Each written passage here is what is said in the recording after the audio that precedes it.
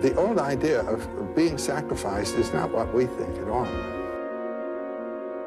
Going to your sacrifice as the winning stroke of your life is the essence of the early sacrificial idea.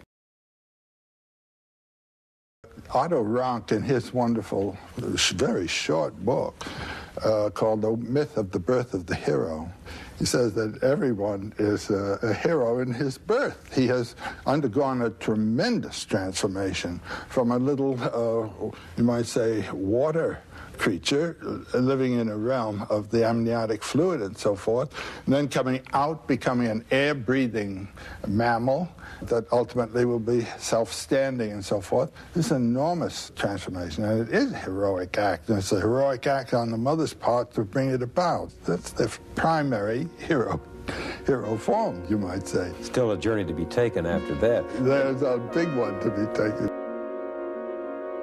Where you are is on the edge. You're about to embark into the outlying spaces.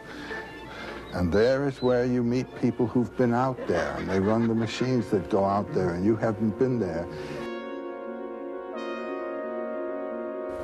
The achievement of the hero is one that he is ready for, and it's really a manifestation of his character.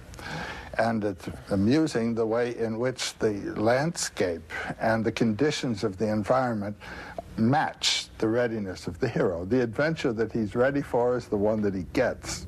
But then this can be seen also in the simple initiation ritual, where a child has to give up his childhood and become an adult, has to die, you might say, to its infantile personality and psyche, and come back as a self-responsible adult.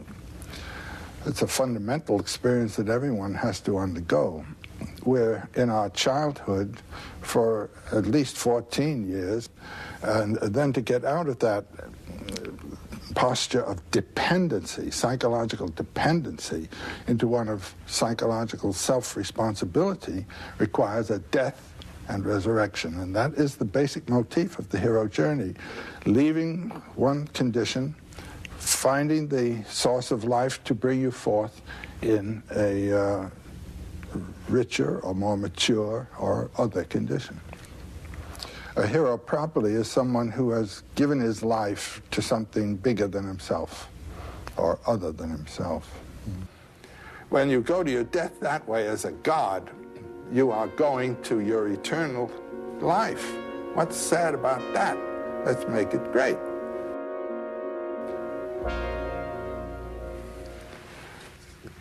That's the message of the myth. You, as you know yourself, are not the final term of your being. And you must die to that one way or another, in giving of yourself to something or in being annihilated, actually, physically, to return, you might say, or to recognize. Life is always on the edge of death, always. And one should lack fear and have the courage of life. That's the principal initiation of all of the heroic stories.